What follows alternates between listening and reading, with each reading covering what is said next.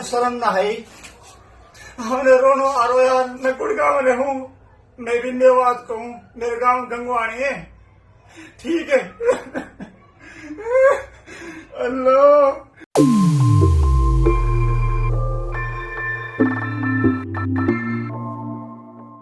नमस्ते दोस्तों, आप सबका एक बार फिर से स्वागत है आपके अपने YouTube चैनल सत्य सनातन में। चुनाव तो निपट चुके हैं, परिणाम भी आ चुके हैं, लेकिन इनके साथ ही साथ कुछ ऐसे चुनाव हुए हैं जिन्होंने इतिहास ही बदल दिया है। आज हम बात करने वाले हैं बाबा बालक नाथ के विषय में, हम बात करेंगे बाल मुकुंदाचार्य जी के विषय में, हम बात करेंगे ईश्वर साहू और टी राजा सिंह के विषय में, जिनकी पहचान है कट्टर हिंदुत्व की या फिर इस्लामिकों के द्वारा पीड़ितों की। हम बात करेंगे कि किस प्रकार से उदयपुर में, जहां पर कन्हैया लाल जी की हत्या हुई थी, वहां पर एक बड़ बोले कांग्रेसी प्रवक्ता की करारी हार भी हुई है। लेकिन जो बाबा बालक नाथ जी के जीतने के बाद मुसलमानों के अंदर विधवा विलाप और रुदन है, वो वीडियो देखना अत्यंत आवश्यक है। साथ ही साथ बाल मुकुंदाचार्य जी के द्वारा जो नॉनवेज दुकानें बिना लाइसेंस के उनके क्षेत्र अर्थात हवा महल क्षेत्र में खुली हुई थी, उनके ऊपर जो उन्होंने भीषण और प्रचंड प्रहार किया है, और उसके बाद में पूरी की पूरी इस्लामिक वामपंथी लॉबी में जो हाहाकार मचा है, उसके भी वीडियोस देखेंगे और हम उसकी भी विवेचना करेंगे। आज हम बात करने वाले हैं कुछ ऐसे ही मुद्दों पर, लेकिन उससे पहले मेरी आपसे अपील कि गुरुकुलों और गौशालाओं के उत्थान के हेतु विश्वानी सेवा फाउंडेशन को अवश्य सपोर्ट करें। यह सपोर्ट करना इसलिए आवश्यक है क्योंकि एक तरफ वो लोग हैं जो बिना सोचे समझे भी 1400 साल पुरानी वो किताब हमेशा अपने साथ रखते हैं और पढ़ते हैं, जिसमें कि सब काफिरों को वाजिबुल कत्ल बताया गया है। लेकिन दूसरी तरफ पूरे विश्व के कल्याण की भावना को लेकर के चलने वाले वेद आदि दर्शन उपनिषद, इनको पढ़ाने वाले गुरुकुल आज दर दर की ठोकरें खाने को मजबूर हैं। दोस्तों, इन्हीं गुरुकुलों से निकलने वाले कुछ अद्भुत लोगों पर हम आज बात करेंगे। बाल मुकुंदाचार्य जी हवा महल से जीते हैं, और ये वही अक्षेत्र है जहां पर मुसलमानों की तूती बोलती है। ये वही अक्षेत्र है जहां पर आए दिन मुसलमान हिंदू के बच्चों को पीटा करते थे। बाल मुकुंदाचार्य जी को बहुत ज्यादा लोग नहीं जानते थे। पिछले दिन उन्होंने अपने क्षेत्र के अंदर जो मंदिरों पर प्रहार हुआ था, उसको लेकर के बीड़ा उठाया था। उन्होंने मोर्चा खोला था वहां की तत्कालीन कांग्रेस की सरकार के खिलाफ। उनके बहुत सारे वीडियोस भी आए थे। जैसा कि आप सभी जानते हैं कि राजस्थान के अंदर ना केवल पाकिस्तान से आए हुए हिंदुओं के घर उजाड़े गए, उनको जलाया गया, बल्कि सालासर बालाजी का जो दरवाजा था वो भी तोड़ दिया गया था। उसके साथ ही साथ बहुत सारे प्राचीन मंदिरों को भी ध्वस्त करा दिया गया था। इन्हीं के खिलाफ बाल मुकुंद आचार्य जी लड़ रहे थे। उनको बीजेपी ने टिकट दिया और वो जीत भी गए। जीतने के तुरंत बाद उन्होंने मोर्चा खोला नॉन वेज दुकानों के खिलाफ। और चांदी की टकसाल पर रोड पे सारी नॉन वेज की दुकान कृपया हटा दीजिए, इनके लाइसेंस चेक करिए। नहीं कहते नहीं हो, मैं आपसे शाम को रिपोर्ट लूंगा, आप मुझे देंगे या मेरे को आना पड़ेगा आपके ऑफिस लेने? लेकिन नॉन वेज रोड पे बेच सकते हैं क्या खुले में?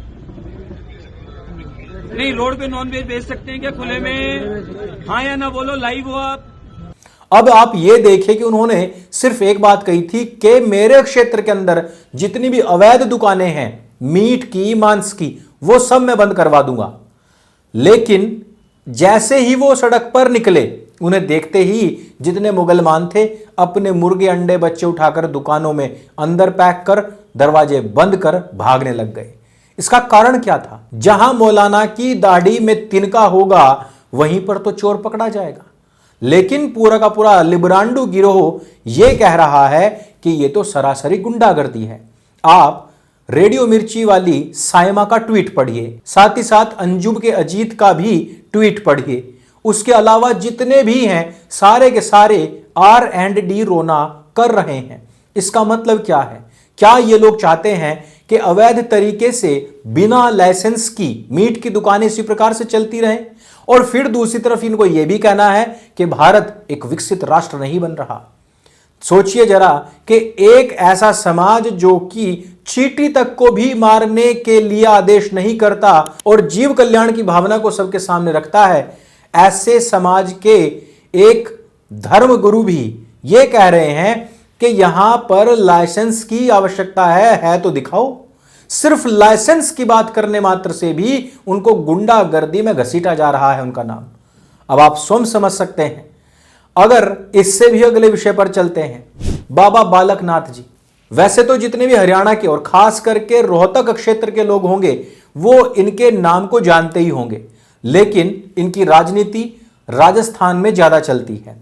आपने देखा होगा कि यादवों के नाम पर राजनीति तो खूब चलती है। बाबा बालक नाथ के विधायक बनने के बाद मुगलमानों का जो विधवा विलाप है वो क्या है, मेवाती भाषा में जरा सुनिए आप। तने शर्म ना है, हमने रोनो आरोया, मैं गुड़गांव में हूँ, मैं विंध्यवाद को हूँ, मेरे गांव गंगवाणी है, ठीक है। अल्लाह, अरे मैं उन्हें कहा कर दे डोगरी कान ने, और इमरान खान ने इंसाफ कहा करो, उन्हें लाख लड़की की शादी करवाई, चाहे हिंदू की हुआ चाहे मुसलमान की हुआ, उन्हें गरीबन को साथ ना दियो, उन्हें बहुत साथ दियो गरीबन को। और तुमने उबहरा दियो, तुमने अब बैठ जाओ गो खानाओ, तुम चार में तुम बिक जाओ, तुम एक डिब्बा मिठाई में बिक जाओ तुम। और वाजिब में कहा करो तार, तुम मूल्य बताओ तो वाजिब में कहा करो। जो तुमने छोरा हरा दियो वो तो बेचार पहुंच जाएंगे ऑस्ट्रेलिया में, लेकिन तहारी नानी आ जाएगी ओनली 1000 रुपये, तुम 40 बिका। वैसे तुमने कहा हरियाणा का तो भाई हमने ऐसा नहीं हुआ, दिखाओ करा। ये जो विधवा विलाप है, ये जो R&D रोना है, ये इसलिए नहीं कि एक सांसद विधायक बन गया है, बल्कि इसलिए है क्योंकि वहां पर जो इनके विरुद्ध खड़ा होता है मुगलमान, वो जिस समय पर सांसदी के लिए खड़ा हुआ तब भी बाबा बालक नाथ ने उसको हराया था, और अब वो हारने के बाद विधायक बनने के लिए खड़ा हुआ तो उसके खिलाफ भी ये पर्चा भर के आए थे और जीत करके आए हैं। और उससे भी बड़ी बात यह है कि राजस्थान के योगी आदित्यनाथ कहलाने वाले बाबा बालक नाथ जी का इस समय पर सारे विधायक समर्थन कर रहे हैं कि उनको राजस्थान का सीएम बनाना चाहिए। ये वही राजस्थान है दोस्तों जहां पर गौकशी पिछले 5 साल के दौरान खूब चली। मेवात जो राजस्थान के क्षेत्र में आता है वहां पर पूरी अराजकता, पूरा जिहाद चला, लेकिन जब उस पर नकेल कसने की बात आती है तब ये लोग केवल हिंदुओं पर ही नकेल कसते हैं। हमारे ऊपर झूठा आरोप लगा करके हमें इस प्रकार से दिखाया गया जैसे कि हम बहुत बड़े वांटेड हैं, और ये कांग्रेस की सरकार में हुआ। राज्य वर्सेस अंकुर आर्य केस बना करके चलाया जा रहा है। ऐसे में मुगलमानों का रोना ये स्वाभाविक है, ये जाहिर सी बात है। इससे भी आगे चलते हैं। ईश्वर साहू, इनके लड़के को 24 साल का लड़का था जिसको निर्ममता के साथ में मुसलमानों ने बहुत बेरहमी से मारा था। ये न्याय की गुहार लगाते रहे छत्तीसगढ़ के अंदर, लेकिन इनको न्याय नहीं मिला। आखिरकार जब इनकी गुहार भाजपा तक पहुंची तो उन्होंने इनको टिकट दिया। एक बिल्कुल जिसका घर में कोई पैसा नहीं, जिसके पास में कोई सुख सुविधाएं नहीं, अर्थव्यवस्था का आर्थिक कोई ढांचा नहीं, एक ऐसा व्यक्ति को भी पर्चा मिलता है और वो भी जीत करके आता है। हिंदुओं ने अपना सपोर्ट उनको दिया और उनके पुत्र को यह सच्ची श्रद्धांजलि मिली, और अब हमें आशा है, उम्मीद है कि उनको एक सच्चे अर्थों का न्याय भी मिल पाएगा, क्योंकि अक्सर कर न्याय का गला ऐसे राजनेता घोट देते हैं जिनके दिलों में हिंदुओं के प्रति नफरत कूट कूट करके भरी होती है।